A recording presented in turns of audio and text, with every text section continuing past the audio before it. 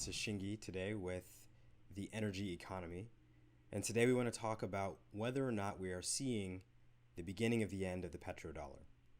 So, first, as a basic definition of terms, the petrodollar refers to a regime in which the U.S. provides dollars to any nation that is attempting to purchase oil from any major oil producing nation. This has been the standard across the globe since 1971, when the Bretton Woods institutions essentially collapsed or fell off of the gold peg, and the United States abandoned the gold peg, and we moved into a system that is essentially placing the United States dollar as the global reserve currency. So, in today's situation, where we see Russia invading Ukraine, facing a series of significant sanctions across its entire economy, previously the sanctions had been limited to everything with the exception of Russian oil as well as agricultural products. There are some specific reasons for that. One being that much of Europe is still highly dependent upon Russian oil and gas. The United States, being not so dependent upon Russian oil imports, has decided earlier this week to place a full ban on Russian oil imports. All of this pressure, including the removal of Russia from the SWIFT financial transaction system, has placed incredible pressure on the ruble, Russia's currency, to the extent to which we've seen a pretty substantial drawdown in the value of the ruble. And in fact, the drawdown has been so significant that we are now seeing an impending debt default crisis with Russian sovereign bond notes. There are a few quiet implications of this impending debt default. There are three in particular that I want to highlight. The first is that China is Russia's biggest export market for both energy as well as agricultural products. And these happen to be the two areas that were exempt from sanctions, if you recall. Number two is that Chinese energy companies are still buying Russian oil. And China had been adamant, and it is still adamant, that it will not sanction Russia by any means.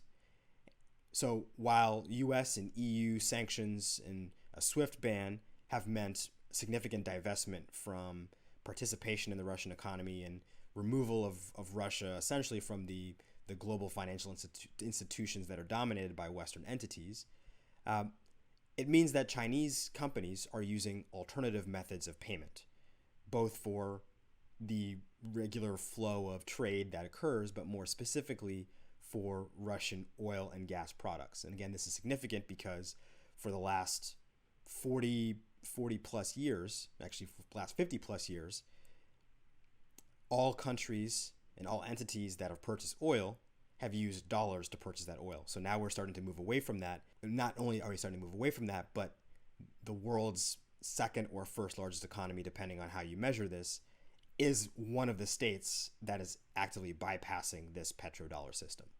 Russia and China have been working together for some time now, more than a decade in fact, to develop an alternative trade system to the US-led and dominated dollar-based global financial system.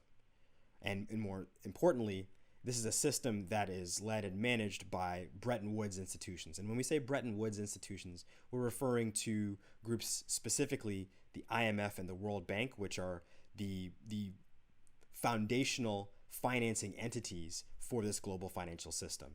If you look at most of where the development finance comes from for countries in the developing world, and even for countries in the developed world for infrastructure financing, among other things, it is these institutions that essentially act as the financing clearinghouses and ability to access capital for sovereign debt.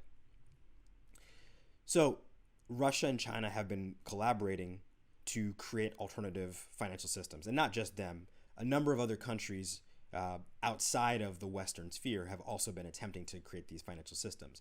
But it's notable that Russia and China in particular have been moving in this way because Russia has been a traditional counterpole to the American sphere of influence, although their economic influence has waned significantly since the fall of the USSR. China has been a rising economy, very, very steadily rising economy, consistently seeing extraordinary GDP growth year after year, to the point where they have become now either the first or second biggest economy, depending on how you measure this. So you have two incredibly influential global poles. Russia, more so of a pole simply because of its nuclear arsenal, less so because of its economic preeminence, although at roughly $1.7 trillion of GDP, it's still not a small economy. I believe it's the number 11 economy on the planet. But then you have China as well, a very significant, growing, emerging world power in its own right, both from a nuclear perspective as well as just from a sheer economic influence, center of gravity perspective. And so you have these two entities that are working together to develop an alternative financial system. Both of these countries have been de-dollarizing their foreign reserves over the past decade. So what this means is that, even as a result of the petrodollar system, most countries have held significant portions of their foreign currency reserves in US dollars as a way of readily accessing oil and gas to be able to fuel their economic growth. So both of them de-dollarizing, which means that they've now been diversifying their forex portfolios away from US dollars into other foreign currencies, into gold, as well as other key commodities that can be easily transferable into currency values such as silver. Both have also aggressively invested in digital currency alternatives, including cryptocurrency, right? And I've mentioned this before. Russia, with Bitcoin, Russia has roughly 1/3 of all Bitcoin mining within its borders. And from China's perspective, they have been developing their own central bank digital currency. Now, I suspect that China also has substantial Bitcoin holdings, although I leave it as a suspicion simply because they have banned the trade of Bitcoin and other cryptocurrencies that are not China's official central bank digital currency for their citizens. Bigger point being that both of these countries have diversified their forex holdings. Both of these currencies have started to explore digital currencies as another way, as an alternative method of global financial networks of payments. And then most recently, they met in December 2021, just prior to the Beijing Winter Olympics, to address how to accelerate this alternative financial system. The cynic in me would suspect that there were some conversations, perhaps behind closed doors, about the prospect of Russia invading Ukraine, because this happened immediately after the Olympics. And there have been some grumblings that China asked Russia to hold off on invasion until after the Olympics. In any case, the timing of this particular event and the specific topic of conversation, which was, again, accelerating collaboration in the front of developing alternative financial system, it's a very fortuitous timing that these conversations happened and then Russia invaded, knowing full well, again, because I subscribe to rational actor theory, right, that you have leaders who have been in power for as long as Putin has been in power and for as long as Xi Jinping has been in power in China, that you're not dealing with crazy people. You're dealing with extremely hyper-rational people who are very calculated. Now, I'm not saying that these guys are players of 4D chess and that they've predicted every single move and everything that's happened as according to their plan. Clearly not. But I think it's safe to say that the possibility of sanctions from the United States and Europe was incredibly high and was part of the calculus that Putin was thinking about prior to this invasion. So being able to meet with China, its partner in the development of an alternative financial system, and being able to get assurances that they're going to move together forward in developing these alternative financial networks gave Russia an assurance that they would have a form of a backstop in the event of sanctions. The game of sanctions is meant to make everybody bleed, just to be clear, right? There is no scenario that a rational Putin would be considering in which he invaded Ukraine painlessly, even if the military campaign was a resounding success, which it has not been. It has been littered with operational failures. In spite of Russia's significant advantage, Ukraine has also had the advantage of Western intel, Western weapons, to assist in its defense. And there's been some level of, maybe incompetence is not quite the right word, but certainly some level of unexpected setbacks in terms of the Russian military's advance, right? So we are seeing we are seeing a scenario in which Russia would have calculated that there was going to be expected blowback and pain from this. So they had a security blanket in the form of China, giving a reassurance that they were going to be there from a financial perspective to continue lines of trade in order to ensure that there was still continual access to liquidity for the Russian economy, even as they may get ostracized from the American, European-led global financial system. That's what we did see, right? As a result of the sanctions, the dollar value of the ruble has plummeted, as well as the dollar value of Russian bond notes. And the markets have a near unanimous conviction at this point that Russia will default on its sovereign debt. So this is where things get really interesting. So China has made clear its intention to continue existing trade with Russia. China has made it clear that it's maintaining its commitment to continue existing trade with Russia, and they are willing to leverage alternative systems in order to do so. It's unlikely that China is going to passively allow a default. Within China itself, there is plenty of zombie debt that its banks are carrying. We have very high-profile recent cases such as Evergrande in terms of very substantial insolvencies with major national champion companies. So its central bank is carrying and monetizing that kind of zombie debt. So it's unlikely that China is just going to sit and just allow a crash in terms of this sovereign debt default.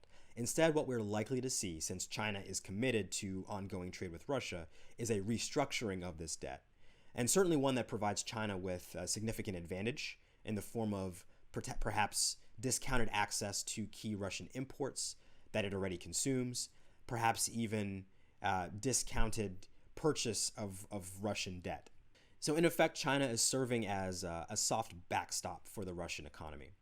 And it's making a bet that the conflict in Ukraine is more of a short-term shock. I suspect that there's some Chinese investors, as well as many Western hedge funds, that will buy up Russian bonds, which at this point are approaching junk status, in large part because Russia has immense oil and gas wealth, right? And structurally, nothing has changed within the Russian economy. That this particular shock that we're seeing is simply a product of a bunch of very influential economies refusing to trade with Russia. But if everything else is still intact, essentially what that means is you're able to buy Russian debt at a massive discount. And at some point, this current state of rapid decline of ruble value, et cetera, due to shock, is going to rebound. And if you're able to buy up that debt for pennies on the dollar, and then the value of that debt rises, you're able to make a significant level of profit off of that. Not only is there the opportunity to play arbitrage on Russian debt, but from particularly the standpoint of Western hedge funds, there's also the opportunity to vulture Russian assets. So if you are, particularly for corporate bond notes, Russian corporate bond notes, if you're able to purchase those at pennies on the dollar, then you're able to prosecute that lien that you have into asset seizure. And again, the assets themselves, the fundamentals are still in place. It is simply the lack of willingness of certain countries to trade with Russia that's caused this event. So there's some interesting arbitrage even there from the standpoint of, say, hedge funds or large-scale asset managers to try and get an advantageous position on distressed Russian assets. In any case, the collapse of the ruble means that there are billions of dollars of liquidity that have essentially evaporated overnight. And however, this is a point that I keep making. Russia controls a third of all global Bitcoin mining. This by itself, you may think, okay, whatever, Bitcoin is what it is. You can't deny the fact that it is an asset class that has grown from $0 to $1.7 trillion in market cap in a 10-year span, right? So there's a tremendous amount of liquidity that's still in Bitcoin, even as it trades sideways and has been trading sideways over the last several months. We are still seeing the ability to leverage not just Bitcoin, but cryptocurrency in general to pump in extra liquidity.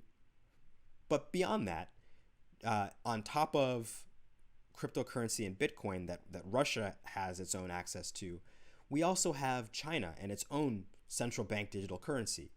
And China's already provided access to Russian banks, its own payment system, its own alternative to SWIFT, which is Union Pay.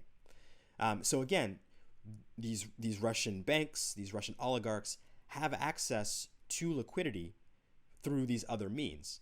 Now, their citizens are going to bear the brunt of sanctions, but again, this is the sanctions game and how the sanctions game has been played for the last 60, 70 years, right? Where the elites of any country that has been sanctioned, they may have their assets frozen in Western economies, but by virtue of their control over valuable assets and valuable commodities within their countries, they're still able to trade with somebody, generally going to be Russia or China, to be able to provide liquidity at least for themselves.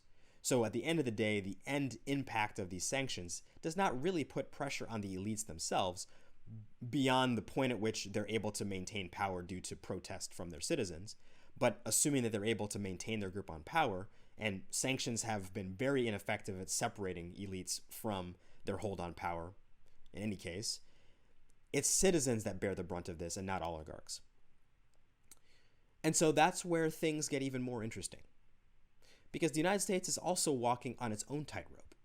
Biden's attempt to kickstart massive national investment in renewable energy infrastructure through the Build Back Better piece of legislation is effectively dead in the water right now. And this is in large part due to the political makeup of the Senate, right, where Republicans currently hold 50 seats. And while Democrats have the tiebreaker vote in the vice president, also consider that in terms of the voting in the Senate on the Build Back Better legislation, there was one Democrat who broke ranks, Senator Joe Manchin, who represents West Virginia, in which there are significant oil and gas constituents. His rejection and the larger Republican objection to certain key line provisions in that bill have essentially killed it for now. 2022 is also a midterm election year, meaning that the stakes are very high for President Biden in his party's bid to regain seats in the Senate that would allow it to then pass a revised version of the Build Back Better piece of legislation. And beyond that, broad support within state level legislations for renewable energy investments. Again, we are also seeing some pretty significant pushback from utility companies in terms of trying to make rooftop solar and distributed energy resource networks less and less attractive for consumers. So this whole context is that President Biden is under extreme pressure to deliver economic results. And what he's up against is high stock market volatility, high inflation, incoming interest rate hikes, and spiking energy costs for U.S. households. And historically, recessions also follow significant spikes in oil prices. So the overall environment that President Joe Biden is facing is incredibly challenging, particularly in his bid to get the requisite members of the Senate that he needs to be in place to push the legislation that he needs to successfully divest from oil and gas. So while Russian gas and oil imports are a very small percentage of U.S. total energy imports, and they're much more substantial in Europe, the ban on Russian oil is still going to squeeze the U.S., in part because oil producers in both the U.S. and in Europe and abroad, just around the world, are reluctant to increase current oil supply. They're very mindful of the fact that early in the pandemic, we saw a collapse in oil prices. And so keeping that in mind, they are not eager to rapidly spin up production, in part because there's a lag time between making the decision to increase production and when those additional barrels of oil start to hit the open market. But it's not just because of oil, or it's not because of just price stability. The Gulf nations, in particular Saudi Arabia, have a somewhat negative relationship with President Biden, in large part due to his, and Democrats in general, harsh criticism of the country surrounding the death of the journalist Jamal Khashoggi, as well as Biden's lack of public support for Saudi Arabia's quiet campaign and offensive within Yemen. I say quiet because headlines have been dominated by Ukraine, but there is an active war happening in Yemen right now that is not really getting much press at all. It is notable that Saudi Arabia and other OPEC nations have been developing closer ties with Putin following Biden's replacement of Trump. And if you recall, Trump had close ties with Russia, and he was actively pushing for détente with between U.S. and Russia.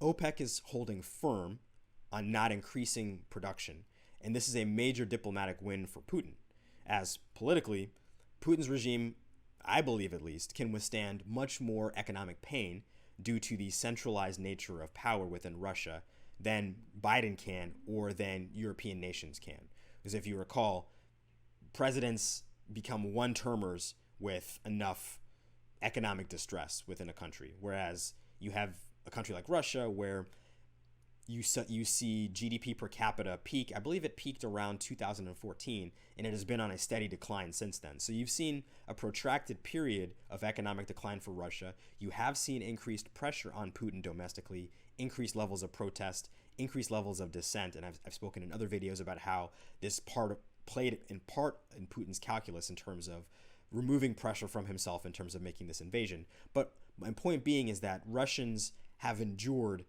significant declines in GDP per capita, protracted declines over a 6-year period, but Putin's position from an electoral perspective is still pretty secure. United States population would not tolerate the same level of decline from a president, and they would remove that president from office. We saw it with George H.W. Bush. We saw it with Jimmy Carter during the oil crisis. You saw it somewhat with President Donald Trump as well. So the tolerance for economic pain is much, much lower. And again, this is part of Putin and China's and Xi Jinping's calculus in the move that they're making at this specific point of time. So this has led to the desperate optics of the United States attempting to negotiate with Venezuela, who has the world's largest oil reserves, but is largely isolated from the global financial system due to U.S. sanctions. Ultimately, I believe that these moves represent the beginning of the end of the petrodollar regime. It's not going to be a rapid decline. It's going to be the slow kind of descent that we saw from Rome, where the institutions that are Roman institutions didn't just disappear overnight in that famous sack of Rome in the 6th century, but it was actually a slow fade and a slow transition into a different cultural sphere dominating the existing remnants of that Roman imperial hegemony or entity. So these oil-producing states are unwilling to follow an American geopolitical agenda. We're seeing that very clearly. Virtually all of the top 10 oil-producing nations, with Canada as the lone exception, abstained from the UN vote to denounce Russia, choosing instead to remain politically neutral.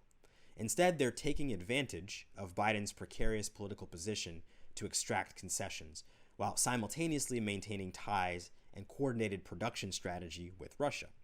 Furthermore, non-Western importers of Russian oil and agricultural products are continuing their trade relations. So beyond just China, you also see many African nations. You see India, many nations within Southeast Asia, for example. So you can see them continuing their trade relations with Russia and supported by financial infrastructure like China's UnionPay in order to be able to bypass sanctions and bypass the requirement of the use of the US dollar to purchase oil, since that's no longer possible, at least at this point. So that means that major nations like China are buying non-dollar denominated oil from Russia. So we're seeing a clear break from the petrodollar. And not only are we seeing a clear break, because the United States has invaded multiple countries attempting to break away from the petrodollar. It invaded Libya a decade ago and removed Gaddafi when he attempted to do so. When he attempted to allow for the purchase of Libyan oil with currencies other than the US dollar. They invaded Saddam Hussein when he attempted to do the same thing using gold to purchase oil. So the United States is clearly not in a military position to enforce the petrodollar with China. And given that they are now boggled down diplomatically with the situation in Ukraine, they are not able to fully focus on dealing with this new partnership of moving away from the petrodollar that is represented by Russia and China's renewed partnership. So Ukraine and Russia are nearing a deal right now that will likely give Russia permanent control over Crimea, as well as control over the oil and gas fields in eastern Ukraine, meaning that even more production capacity was going to land in the hands of Russia. Given that sanctions are likely to remain in place in the near future, we are seeing in real time the development of a parallel energy market to the petrodollar, one that will likely remain even once sanctions are lifted. Hey everyone, thanks for watching and thanks for listening. This has been the first episode of The Energy Economy, a podcast and video series that explores the intersection of energy markets, emerging markets, and geopolitics. We'll have a fresh episode for you every week, so we'll catch you next time.